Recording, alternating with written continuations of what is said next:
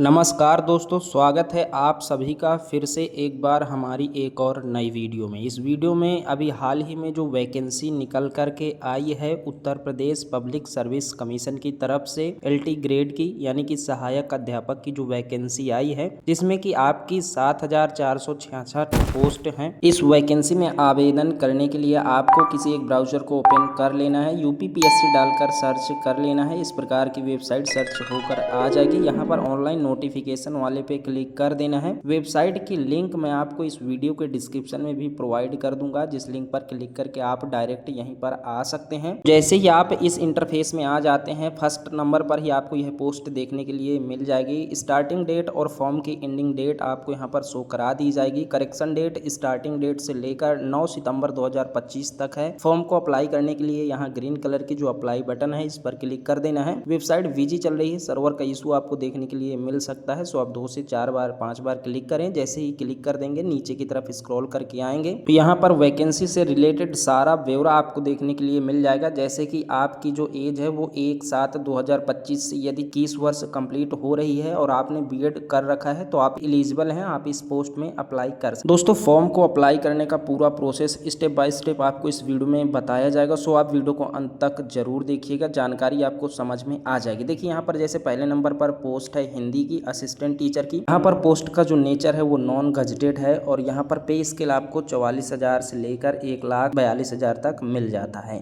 इसके बाद जो लोअर यानी कि कम से कम जो एज क्राइटेरिया है वो 21 वर्ष है और ज़्यादा से ज़्यादा 40 वर्ष रखा गया है। Category wise OBC SC ST को अलग से छूट मिल जाएगी जो भी लागू होगी। यहाँ पर आपको वैकेंसीज भी देखने के लिए मिल जाती हैं कि किस पोस्ट के लिए कितनी वैकेंसी आई हुई है। क्वालिफिकेशन में आप चेक क्वालिफिकेशन पर क्लिक कर सकते हैं, अपने सब्जेक्ट का जो क्वालिफिकेशन वो देख सकते हैं कि आप जिस सब्जेक्ट के लिए अप्लाई कर रहे हैं उसके लिए क्या एलिजिबिलिटी, क्या क्वालिफिकेशन रखी गई है, ग्रेजुएशन या फिर BEd वगैरह में।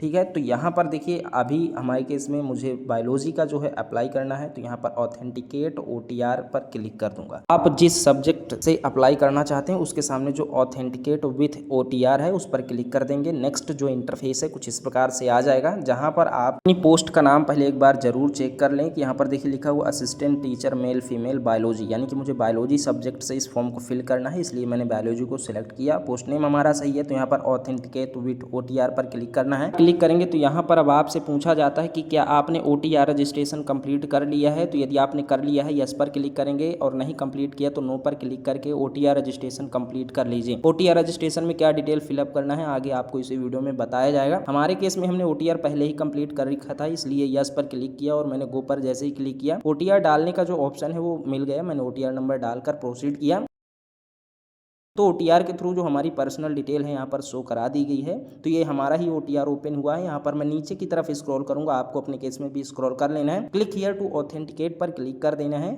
यहाँ पर एक पॉपअप आएगा ऑथेंटिकेट पर ओके पर क्लिक कर देना है। थोड़ा सा वेट कीजिएगा, सर्वर स्लो यहाँ पर चल रहा है अभी भी, हो सकता है आप जब करें तो सर्वर फास्ट हो। यहाँ पर देखिए ऑथेंटिकेशन का मोड यहाँ पर दिया गया है कि आप लॉगिन करना चाहते हैं तो पासवर्ड डाल के करना चाहते हैं या OTP। पासवर्ड आपको पता है, पासवर्ड डाल के प्रोसीड बटन पर क्लिक कर दीजिए। नहीं पता है तो नीचे आपको फॉरगेट पासवर्ड का भी ऑप्शन मिल जाता है। यदि आप पासवर्ड के थ्रू लॉगिन नहीं करना चाहते हैं तो थ्रू OTP का ऑप्शन सेलेक्ट करें। OTR से रजिस्टर्ड मोबाइल नंबर पर OTP जाएगी, OTP इंटर करके प्रोसीड कर देंगे तो आपका जो एप्लीकेशन फॉर्म है वो कुछ इस प्रकार से ओपन होकर आपको देखने के लिए मिल जाएगा। अब यहाँ पर आपको आपकी कुछ डिटेल OTR से लेके दिखाई जाएगी, जैसे कि एप्लीकेंट यानी कि आवेदक का डिटेल, उसका नाम, उसके फादर का नेम, उसके मदर का नेम और उसका जो जेंडर है वो यहाँ पर आपको देखने के लिए मिलेगा। और इसके नीचे आपको यहाँ पर पोस्ट का डिटेल देखने के लिए मिलेगा, जैसे कि जो पोस्ट है वो किन कॉलेजेस के लिए है, जो पोस्ट का नाम है, कौन सी कैटेगरी है उसकी, और यहाँ पर पे स्केल क्या है, कम से कम इसकी एज लिमिट क्या है तो 21 साल और यहाँ पर ज़्यादा से ज़्यादा 40 साल। टोटल वैकेंसी कितनी है तो यहाँ पर 222। जैसा कि आपने देखा था कि मैंने बायोलॉजी के लिए अप्लाई किया था, तो यहाँ पर सबसे नीचे आपको आना है। आपको ये सारी चीज़ें चेक करने के बाद यहाँ प्रोसीड बटन पर क्लिक कर देना है। नेक्स्ट इंटरफेस कुछ इस प्रकार से आ जाएगा। अब यहाँ पर आपने जो भी OTR में डिटेल फिल किए होंगे, जो भी आपका पर्सनल डिटेल होगा, देखिए OTR को फिल करने में आपको अपना हाई स्कूल का जो रिजल्ट है वो इस्तेमाल करना है, आधार कार्ड और आप कास्ट सर्टिफिकेट है यदि लागू होती है तो वो आप इस्तेमाल करें। इसके बाद आपको कुछ बेसिक डिटेल या फिर पर्सनल डिटेल फिल कर लेना है, जिससे कि आपका जो OTR है वो कंप्लीट हो जाएगा। इसके बाद और नीचे स्क्रॉल करके आप आएंगे इस इंटरफेस में, तो आप यहाँ पर देखिए जो एसेंशियल क्वालिफिकेशन की डिटेल है, यानी कि जो आपकी पात्रता है वो यहाँ पर आपको देखने के लिए मिलेगी। यहाँ पर बायोलॉजी से मुझे अप्लाई करना है, तो यहाँ पर कह रहा है कि जूलॉजी और बॉटनी आपके ग्रेजुएशन में होना चाहिए फाइनल ईयर में। नीचे देखेंगे तो दूसरे नंबर पे कहा गया है कि degree of graduation in education, यानी कि बीएड की डिग्री आपकी रिलेटेड यानी ग्रेजुएशन से रिलेटेड सब्जेक्ट से ही होनी चाहिए। तो यहाँ पर हमारे पास दोनों चीज़ें अवेलेबल हैं, हम पूरी तरह से एलिजिबल हैं बायोलॉजी की पोस्ट को अप्लाई करने के लिए। तो यहाँ पर आप राइट साइड में देखेंगे एक्वायर्ड यस या नो का ऑप्शन मिलेगा। तो यदि आप पूरी तरह से एलिजिबल हैं तो एस करें, नो करेंगे फॉर्म नहीं फिल कर पाएंगे। देखिए यदि आपके मन में सब्जेक्ट कॉम्बिनेशन को लेकर किसी भी प्रकार का डाउट है या फिर अन्य किसी भी प्रकार का डाउट है, इस फॉर्म को फिलअप करने से रिलेटेड भी कोई डाउट है, तो आप हमारे कमेंट बॉक्स में कमेंट करके हमसे जरूर पूछिएगा, आपको रिप्लाई दिया जाएगा। इसके बाद आपके केस में जो कैप्चा कोड आपको दिखाई देता है, आप उस कैप्चा कोड को इस बॉक्स में फिल करें। इसके बाद इंस्ट्रक्शन फॉर एप्लीकेंट, यहाँ पर kindly proceed further for candidate dashboard login, okay पर क्लिक कर देना है। इसके बाद क्या होगा कि आपको आपके डैशबोर्ड पे जो है रिडायरेक्ट कर दिया जाएगा, जिसका इंटरफेस आपको कुछ इस प्रकार से देखने के लिए मिल जाएगा। अभी यहाँ पर आपको नीचे की तरफ स्क्रॉल करना होगा। स्क्रॉल करके देखेंगे तो आपने अभी तक यूपीपीएससी के जितने भी फॉर्म फिल किए होंगे सारे के सारे यहाँ पर आपको देखने के लिए मिल जाएंगे। जैसे कि अभी इसके पहले हमने हाल ही में आरओ वाला जो समीक्षा अधिकारी वाला फॉर्म था वो फिल किया है। आपके केस में भी आपको देखने के लिए मिल जाएगा। अभी यहाँ पर हमने देखिए फर्स्ट नंबर पर असिस्टेंट टीचर मेल फीमेल यानी बायोलॉजी से जो है अप्लाई किया है। तो यहाँ पर इसका जो पार्ट 1 है देख सकते हैं, यहाँ पर हमने कंप्लीट कर लिया हुआ है, डेट भी आज की ही शो हो रही है। इसके बाद इसका जो पार्ट 2 बचा हुआ है वो अभी हमें जो है कंप्लीट करना है, जिसमें हमें एड्रेस प्रूफ वगैरह सारे डिटेल्स जो है यहाँ पर फिल करने होंगे और इसके बाद फी पेमेंट करना होगा। तो सेकंड पार्ट को कंप्लीट करने के लिए सबमिट डिटेल सेकंड पार्ट पर यहाँ पर आपको जो लिंक हो रहा है इस पर क्लिक कर देना है, जिसके बाद इंटरफेस इस प्रकार से ओपन होकर आ जाएगा।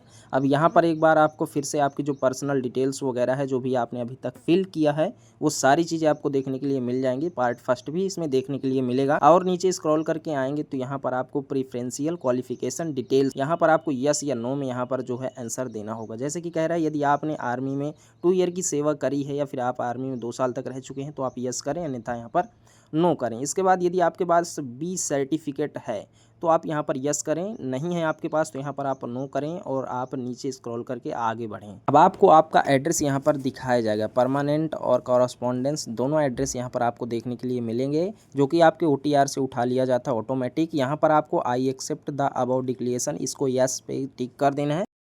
इस पे करने के बाद थोड़ी सी लोडिंग होगी, नीचे और स्क्रॉल करके आएंगे। यहाँ पे आपको इस कैप्चा को फिल कर देना है जो आपके केस में यहाँ पर आपको दिखाई दे।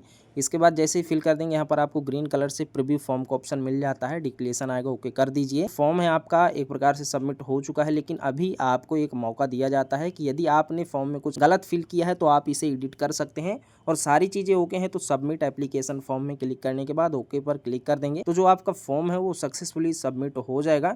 अब आपको जो फी पेमेंट वाला जो स्टेप बचा है वो आपको देखने के लिए मिलेगा। यहाँ पर OBC और जनरल कैटेगरी वाले कैंडिडेट को 125 रुपये का जो पेमेंट है वो करना होगा। करने के लिए यस पर यहाँ क्लिक कर देंगे।